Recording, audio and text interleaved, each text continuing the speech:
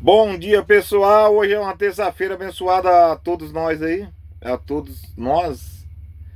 Já pensou um caminhão desse que eu tô aqui, Scania V8, 620 cavalos e um burrinho tocando o volante? Você imagina eles não dão um caminhão desse para um motorista que não tem habilitação pilotar, fazer o treinamento e dirigir ele. Mas porém, quando precisa mexer na mecânica, tem mecânico que vai mexer que nem tão qualificado não é. Às vezes troca peça que não é para trocar, às vezes mexe nas peças, mas não acha o defeito, troca lá alguma coisinha, mas depois o defeito continua voltando. A pessoa não consegue entender como funciona um negócio desse. Como você tem um caminhão aí de R$ 1 milhão e na hora de fazer as manutenções deles, você não tem alguém para corrigir, para conferir se está montando as manutenções corretas.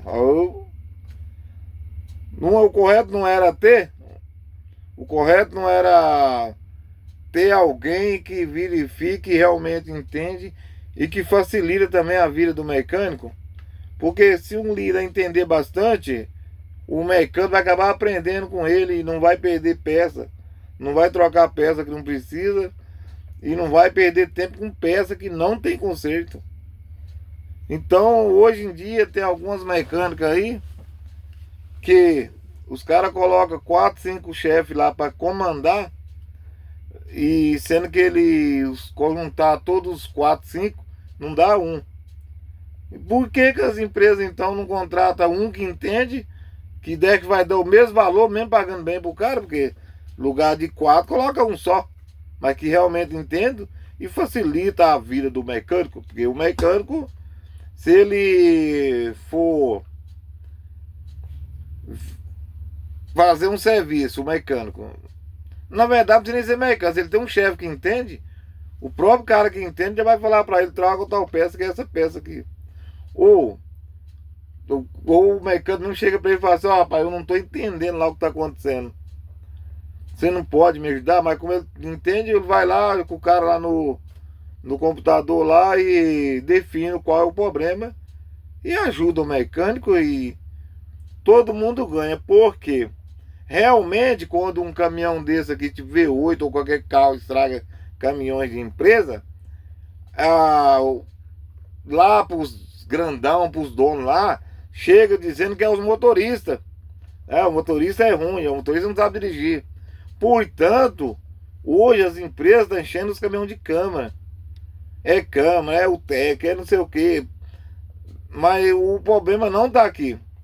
Qual é o primeiro passo quando o cara compra um veículo novo? Se não puder comprar e fazer a manutenção, talvez pode comprar, mas não pode fazer manutenção. É 1000 vezes ele alugar a empresa e colocar uma empresa que faça o serviço da empresa dele. Por quê? As manutenções é cara. E ficar fazendo a mesma coisa muitas vezes fica mais cara. Por quê? Ou o caminhão para, o caminhão não produz, os motoristas passam raiva e o motorista não está lá para se defender. O chefe fala que é os motoristas que não sabem dirigir. Então, se comprovar que realmente o motorista não entende, por que eles não pegam ele, mandam embora e contratam um que entende? É simples assim. Simples e fácil. Agora vai na onda de chefe de oficina que não entende, coloca um monte de coisa dentro do caminhão, é câmera para lá, é câmera para cá, e o problema continua. Mas a última opção para você ter um veículo bom e adequado no seu serviço, primeira coisa, você tem que seguir a norma do fabricante. Será que o chefe que comanda a oficina, ele sabe as normas do fabricante? O modo mosquito, ele perde um elefante. Porque às vezes o caminhão fica parado uma semana. E tem caminhão aí, se for pagar frete 2 semanas, dá quase R$ 100 mil. O que você acha? Isso é só um questionamento, assim, que eu vejo, né? Eu vejo. Mas qual é a sua ideia? Fala pra nós aí. O que você acha? Certo ou errado? Porque não adianta. Você pode ter os melhores mecânicos, mas se você tiver um chefe que não entende, não vai resolver nada. Tchau, obrigado, que Deus abençoe. E quando você comprar um caminhão, segue as normas do fabricante. Se não puder seguir, nem compre, que você vai ter prejuízo. Tchau, obrigado.